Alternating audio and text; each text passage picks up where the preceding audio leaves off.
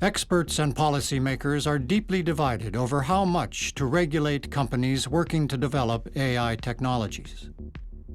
I do think that the government should play a role in regulating certainly the deployment of AI applications. It's not just enough for tech companies to regulate themselves.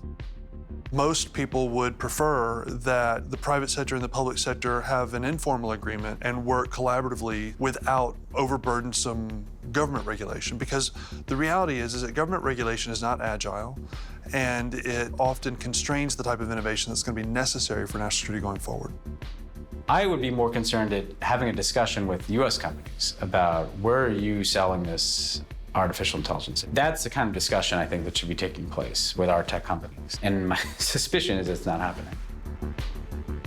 Multinational institutions, such as the Organization for Economic Cooperation and Development, have put forth principles for the responsible use of AI.